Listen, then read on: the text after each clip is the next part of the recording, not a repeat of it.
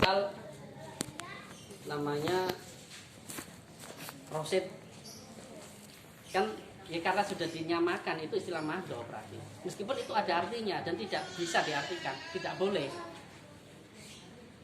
Mas Rosid dia mesti noleh, tapi Mas Joko pasti nih di depan orang banyak pasti marah deh. Karena itu ya apa sih gitu. Jadi karena itu sudah mahdo, sudah dipatenkan dan tidak bisa bukan tidak bisa tapi tidak boleh diartikan. Kalau kita artikan secara letterlek jamaah kumpulan muslimin mau muslimin kan berarti semuanya diperbolehkan. Karena itu tidak. Talzamu lazimilah jamaatul muslimin, jamaah muslimin itu sudah mahdo. Jadi sudah menjadi nama paten. Jadi jangan diartikan. Ya jamaah muslimin gitu loh. Walaupun itu ada artinya. Gitu. Jadi poin selanjutnya seperti itu. Yang kalau kita lihat dari surat Hujurat ayat 1 di makalah jamaah ini, itu kebanyakan daripada firqah atau golongan-golongan yang ada itu mereka tidak berdasarkan atau tidak mengangan-angan apa ya keputusannya dulu lah. Kalau menurut saya seperti itu. Rata-rata mereka menggunakan dasar kalau untuk pembentukan organisasi Islam, keislamannya itu wal takum minkum, dasarnya itu wal takum minkum ummatun yad'una ilal khairi wa ya'muruna bil ma'ruf wa yanhauna 'anil munkar. Itu surat Ali Imran baca lagi. 104 nih.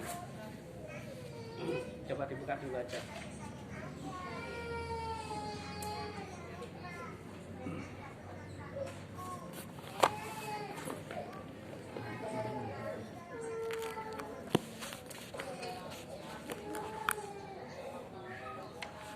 Wal takum minkum ummatun yad'una ilal khairi wa ya'muruna bil ma'rufi wa yanhauna 'anil munkar wa ulaika humul muflihun.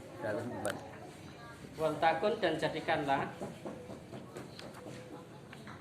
minkum dari kalian umat-umat yad'una mereka menyeru ila kepada al khair kebaikan wa ya'muruna dan mereka menyeru juga menyuruh bil ma'rufi dengan hal yang ma'ruf, hal yang baik. Wayan hauna dan mereka melarang atau mencegah anil mungkari daripada kemungkaran. Wa ulaika dan mereka muflihun ada orang-orang yang beruntung. Jadi rata-rata organisasi ADART-nya pembentukan yang ormas ya, organisasi keislaman yang backgroundnya Islam itu ayat ini rata-rata yang paling banyak menggunakan dasar seperti ini. Jadi tugas untuk berdakwah supaya kesadaran daripada orang muslim itu benar-benar yang tidak bisa jadi muslim. Jadi pembentukan organisasi itu tujuannya adalah mengajak untuk berbuat baik, mengajak berbuat baik sehingga kebaikan itu semuanya dilakukan orang. Jadi bukan jamaah dulu. Kalau sesuai standarnya kan sesuai hadis jamaah dulu. Tapi rata-rata berikut. Kalau kita lihat ayat di atasnya memang urutannya harus jamaah dulu kan gitu. Wa'tasimu bihablillah ayat atasnya 103 kan berarti harus bersatu dulu kan gitu. Harus bersatu dulu. Nah, adanya seperti itu karena memang mereka tidak melihat atau belum menyambungkan dengan ayat yang lain di dalam surat ayat 1 yaitu ya ayyuhalladzina amanu la tuqaddimu baina yadayillahi wa rasulihi wattaqullaha innallaha samii'un 'aliim. Ya ayyuhalladzina amanu hai orang-orang yang beriman la tuqaddimu jangan kalian mendahului baina yadayillahi. Jangan kalian mendahului apa yang menjadi terjemahan bebas itu putusan Allah gitu loh. Jadi jamaah itu urusan agama. Itu sudah Allah mengatur. Allah menentukan kalau kita membuat sendiri dengan dasar supaya ngejak doa perkumpulan ini di jenenong ini itu berarti mengikutkan hawa nafsu. Jadi mengikutkan pikiran, mengikutkan logika berarti tidak mengikutkan Al-Quran, hadis lebih dahulu untuk nama daripada perkumpulannya kan gitu. Jadi sebenarnya tidak boleh Karena itu urusan agama, ya agama yang menentukan semuanya. Sehingga di ayat ini dikatakan, wahai orang-orang yang beriman, janganlah kalian mendahului di hadapan Allah dan Rasul-Nya. Dan takwalah kalian kepada Allah, sesungguhnya Allah maha mendengar dan maha mengetahui. Jadi semua pasti harus kembali kepada Allah ketika kita berusaha dalam hal agama. Tidak boleh logika. Kalau untuk urusan dunia, kata Nabi, antum a'lamu bi umuri dunyakum. Kalian semua itu lebih mengetahui tentang urusan duniamu gitu. Tapi menyerahkan, tapi agama ya ojo kan. Terus kalau ayat kedua, ya ayyuhalladzina amanu la tuqaddimu ini yang pertama tadi ya. Wa man ahsanu qawlan mimman da'a ilallah wa amila sholihan wa qala innani minal muslimin. Nabi juga menjelaskan akan nama yang benar, yaitu jamaat al-jamu tadi itu kata Nabi. Dan di dalam ayat dikatakan Nabi adalah orang yang sangat sempurna yang harus diikuti gitu. Di dalam ayat ini dikatakan siapakah yang lebih baik ucapannya daripada yang menyeru kepada Allah, yaitu Nabi. Adakah yang lebih baik daripada Nabi? Nek Nabi wis ngomong jenenge ya iki gitu loh, nek perkumpulan ya ojo gawe dhewe gitu. Maksudnya seperti itu, terjemahan bebasnya. Jadi ya wis manut sak sembarangan nek menurut kamu itu urusan agama gitu. Kalau urusan dunia monggo diolah sendiri. Bagaimana baiknya buat kamu gitu. Tapi kalau agama serahkan kepada Allah sepenuhnya. Karena tidak ada yang lebih baik daripada Nabi, kata Allah di dalam Al-Quran tadi kan.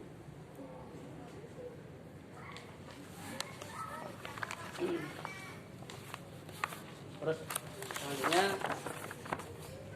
kalau kita beribadah, setiap kita sholat, itu kan kata Pak Joko tadi, memang kita di dalam Al-Fatihah ihdinas siratal mustaqim, berilah kami petunjuk. Kita selalu meminta kepada Allah akan diberi petunjuk, dan selalu terus, karena Fatihah itu harus syarat diterimanya sholat.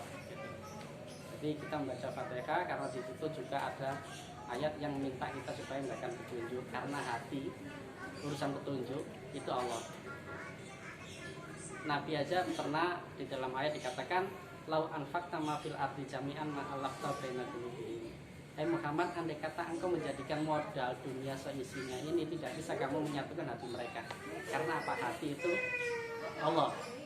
Makanya di situ Al-Fatihah selalu dibaca di dalam ketika sholat, supaya Allah tetap andil di dalam kehidupan kita, menjaga akan keimanan kita di jamaah dan lain-lain, supaya nilai kualitas. Karena kehidupan kita secara maksimal itu cuma 20%, itu pun nggak maksimal kalau kita nggak bisa mensikapi. Terus juga maksud petunjuk itu yaitu sudah tadi surah berapa Pak Joko? Al-An'am 153. Coba kita buka lagi yang dijelaskan sama Pak Joko.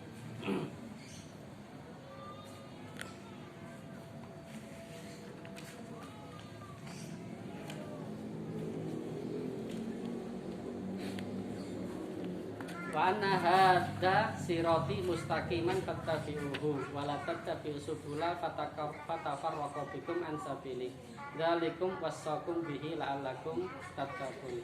Wa anna, dan sesungguhnya hadza ini sirati, jalanku mustaqiman yang lurus, dan sesungguhnya inilah jalanku yang lurus, maka ikutilah, jangan kamu ikuti jalan-jalan yang lain yang akan mencerai-beraikan kamu dari jalannya.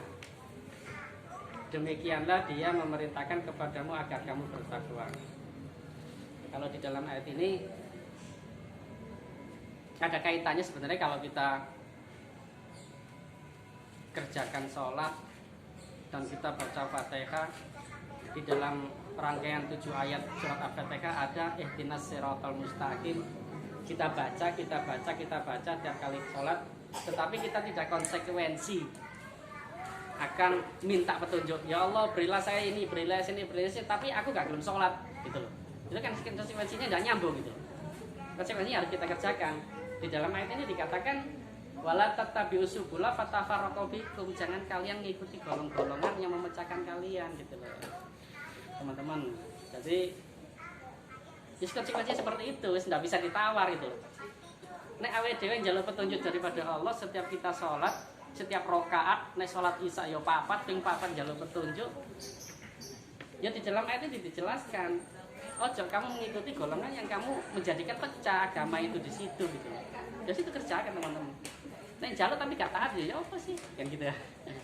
Misalnya kita kerja sama orang dikurung suruh kerjakan ini tapi bendino nang kantor mlebu tapi lu nggak lungguh ya gregetan aja. Allah tidak seperti itu, lebih dari itu. Tapi Allah penyayang, lebih dari penyayang. Kita minta mendapatkan petunjuk, tapi konsekuensi di ayat selanjutnya yang menjelaskan ihdinas siratal mustaqim yang kita minta itu sing kaya apa maksudnya? Apa ya Allah berilah saya petunjuk jalan yang lurus, ya apa sih maksudnya? Logika kita gak nyambung. Makanya sama Allah disambungkan dengan penjelasan di ayat lain. Itu namanya tafsir ayat di ayat. Penjelasan ayat dengan ayat. Maksud ihdina itu yaitu tadi fattabi'uhu, yaitu jalan Allah, Rasul, ikutilah, kerjakanlah, laksanakanlah. Wala tattabi'u subula fatafarraqa bikum, dan jangan kalian mengikuti jalan-jalan fatafarraqa, maka memecah belah kalian ansabili dari jalan Allah. Dzalikum wassaqum bihi la'allakum tattaqun. Demikian itulah Allah mewasiatkan, Allah menjelaskan kepada kalian kalau memang kalian takwa.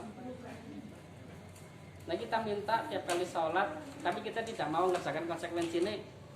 Nah kita mengambil mahum mukhalafahnya, mahum mukhalafah itu maksudnya pengertian sebaliknya. Gitu.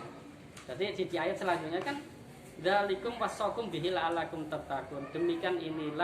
Demikianlah dia memerintahkan kepadamu agar kamu bertakwa. Di ayat yang tadi tapi belakang. Demikian itulah wassaqum, Allah mewasiatkan bihi dengan ini, dengan jangan berpecah belah, ikut jalannya Allah, la'allakum supaya kalian tattaqun, bertakwa. Kok gak mau ngikuti sajane kon itu njaluk tenanan apa gak paribasane gitu loh. Tapi gak serius gitu ya. Bahasa lebih menjurusnya kamu itu bertakwa apa enggak sih gitu. Nah, itulah. Tadi bisa dipaham teman-teman. Maksudnya dari penjelasan ayat ini yang berkaitan dengan permintaan kita kepada Allah supaya tetap berada di jalan Allah, dijaga sama Allah. Iyyaka na'budu, hanya kepadamu aku menyembah, wa iyyaka nasta'in, dan hanya kepadamu aku meminta pertolongan. Selanjutnya ihdina. Pertolongannya bagaimana? Berilah saya petunjuk gitu, supaya tetap berada di jalan engkau. Ya konsekuensinya dikerjakan teman-teman gitu. Ya konsekuensinya di dalam ayat ini tadi saya mau lihat Pak Joko menjelaskan tadi ada kandungan sangat besar sekali gitu loh. Apakah nilai-nilai ihdina itu sudah kita dapatkan? Apakah kita sudah berupaya untuk menjaga doa-doa kita selama kita ini terlahir di keturunan muslim teman-teman. Tadi dicatatnya kita itu hamba itu seorang hamba itu dari usia balik, biasanya balik 10 tahun. Kita usia berapa? 20 tahun. Berarti 10 tahun kita kerjakan sholat ini sajane itu ya apa sih? Ya, kualitasnya ada di situ. Apakah sekedar bacaan saja? Nah, kualitasnya di sini. Diupayakan teman-teman. Kala Islam itu Masya Allah ini. Jadi kita upayakan, kita semua bisa mendapatkan petunjuk sesuai dengan apa yang Allah berikan, Allah janjikan. Karena Allah itu innallaha la yukhliful mi'ad, Allah tidak akan menyelisih janjinya. Pasti wes. Ketika kita masuk pada atau memposisikan diri kita pada jaminan yang Allah berikan, ya kita pasti dapat. Itu sudah wes, itu pasti. Itu tadi konsekuensinya dari syahadat kita, konsekuensi dari sholat kita, konsekuensi dari bacaan Al-Fatihah kita, yaitu surat An-Nisa ayat 59 yang Pak Joko katakan tadi juga, atiullaha wa atiur rasulah wa ulil amri minkum. Totalitas taat kita kepada Allah karena kita seorang hamba, diciptakannya hamba hanyalah untuk beribadah. Taat kepada Allah, taat kepada Rasul, dan taat kepada pimpinan atau imam-imam kalian.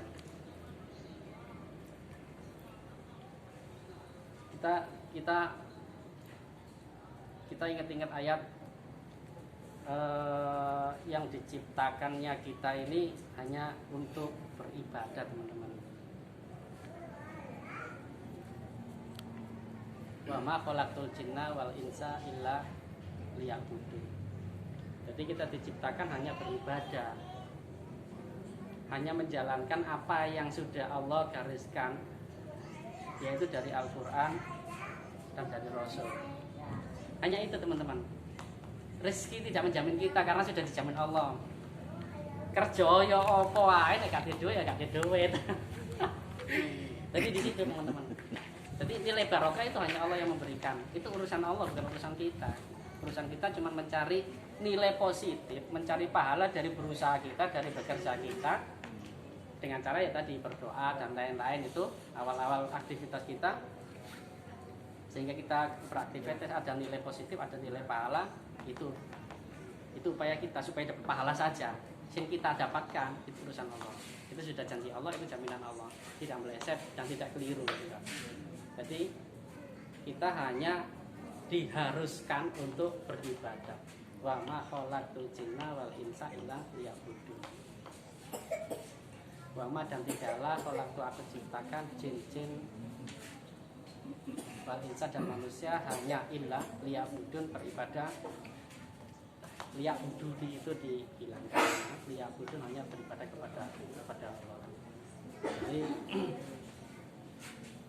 mungkin itu dulu lah bisa untuk bahan renungan kita. Apakah setiap aktivitas kita dalam keseharian kita, karena kita ingat-ingat lagi akan takdir, kematian, rizki, itu kita pasrah kepada Allah dan kita jadikan berkualitas yang ada, yang kita kerjakan, yang kita lalui dari diri kita.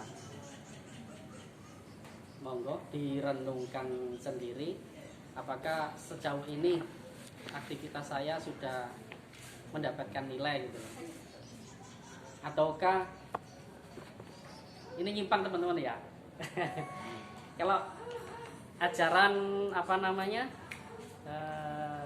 istilahnya apa yang aliran sesi jenar itu Pak Joko. Itu gini, apa namanya, roh ya. Roh itu lah kalau kita baca inna lillahi, sesungguhnya lillahi milik Allah, wa inna ilaihi raji'un. Jadi roh itu pada dasarnya kan punya Allah ya. Ketika kita berada di kandungan usia sekian, Allah meniupkan roh itu pada diri kita. Ketika kita sudah usia batas waktu maksimal, Allah mencabut roh itu kembali kepada Allah. Itu kalau ajaran Siti Jenar itu, roh itu sajane berada di diri kita itu tersiksa. Sajane wis enak pinggir Allah sana, gitu loh. Wong roh itu ini bukan ajaran ya, bukan ajaran, ini nyimpang aja, info aja lah. Jadi ketika roh itu, tapi khawatir nanti malah kacau ya dari saya. Jadi intinya gitu. Jadi diupayakan apa yang ada di diri kita, waktu kita, kehidupan kita, semua teman-teman mengikuti Allah, Rasul. Selanjutnya ayat, wa in tanazatum fi shay'in faruddu ilallah wa rasulihi. Apabila ada perselisihan, ada bingungan, ada hal yang mengacaukan otak kita, mengacaukan pikiran kita, mengacaukan ibadah kita, kembali kepada Allah dan Rasulnya. Monggo dicek lagi kepada Allah dan Rasulnya, jangan di hawa nafsu. Di ayat atiullaha wa ati rasul wa ulil amri minkum, belakangnya fa in tanazatum fi shay'in faruddu ilallah wa rasulihi. Apabila kalian berselisih, selisih itu kan karena ada hal yang membingungkan, hal yang bukan paten, itu jangan sampai mengganggu, kembalikan kepada Allah dan Rasulnya supaya kita tetap mendapatkan di jalan yang benar, ihdinas siratal mustaqim tadi, teman-teman. Saya kira ini dulu, karena ya infonya ndak ada sih. Habis moco, kemarin nggak suwi mandi berangkat ya. Jadi ya gitu, terlambat. Saya kan di Malang, jadi ya perjalanan lumayan, jadi akhirnya ya ke sini sampai jam 10 lebih tadi. Monggo barangkali ada yang bisa sharing-sharing Mas Mujahidin yang bisa disampaikan. Monggo. Kalau dari saya itu dulu, mudah-mudahan barokah, bisa menjadi renungan, bisa menjadi amal baik buat kita. bisa makin menjadikan kita semakin kuat di dalam jalan Allah, yaitu di dalam Jamaatul Muslimin. Teman-teman, Jamaatul Muslimin itu ada hadisnya teman-teman, jadi kita tidak perlu ragu karena memang ada dasarnya. Setiap yang kita kerjakan harus ada dasar. Kalau kata Nabi itu apa Pak Joko yang tidak ada dasarnya, kalau waktu itu man amila amalan laisa alaihi amruna fahuwa raddun. Barang siapa yang mengerjakan suatu perbuatan atau amalan baik dan di situ tidak ada dasar dari kami, kata Nabi, fahuwa raddun, maka itu sia-sia. Kita cuma dapat pujian aja, kita cuma dapat penilaian, kita dapat nilai positif aja sama manusia, tapi tidak ada nilai di sisi Allah. Itu putus. Jangan sampai di situ. Jadi semua aktivitas kita dalam beribadah kita upayakan sesuai kepada Allah wa Rasulihi, dan kita upayakan bisa taat ati Allah wa Rasul wa uli amri minkum. Demikian, wabillahi taufiq wal hidayah wa ridha wal inayah. Wassalamualaikum warahmatullahi wabarakatuh. Tetap doa sekalian. Doa kami. Doa. Ya.